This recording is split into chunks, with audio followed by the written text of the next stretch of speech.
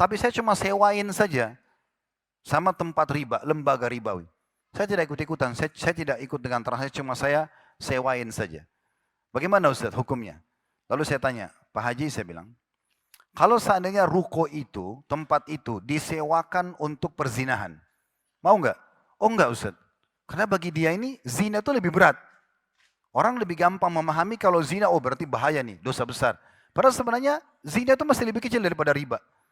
Lalu saya bilang, ada hadis Nabi SAW, saya sebutkan hadis ini, riba itu 73 bab, tingkatan atau pintu, yang paling rendahnya seperti orang zina dengan ibunya sendiri. Dosa terbesar di zina, gitu kan? Ini luar biasa.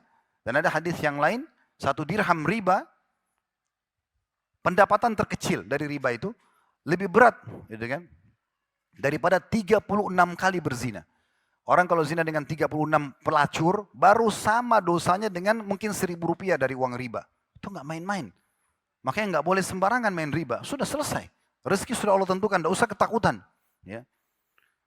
Nah, tapi ini bukan bahasan kita. Kita bukan membahas masalah zina dan riba. Perhatikan pesan sesudahnya. Karena ini pesan yang kita ingin sampaikan.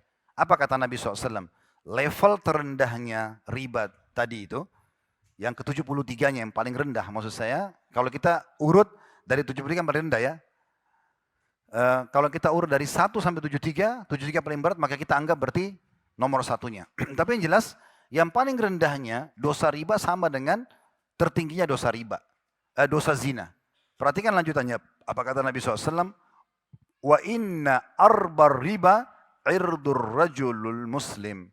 Dan ketahuilah level tertingginya riba, kalau kita anggap tadi 73 yang paling rendah berarti level nomor satunya. Atau kalau kita anggap 1 paling rendah berarti level 73-nya. Yang paling tinggi di dosa riba itu setara dengan merusak kehormatan seorang muslim. Bisa angkat pesannya nggak ini? Ini bahaya sekali kalau tidak difahami ya.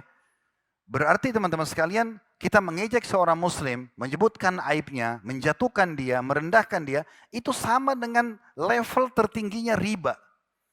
Itu nggak main-main. Jadi mungkin Anda berpikir, oh saya sudah hijrah, saya nggak main riba kok. Tapi setiap hari gosipin tetangga.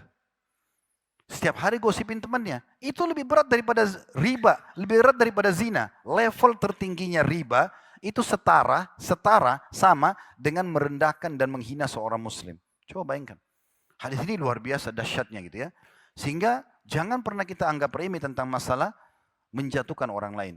Selama antum atau anda ini tidak tahu tentang seseorang, jangan ikut campur. Kecuali ada hubungannya sama kita.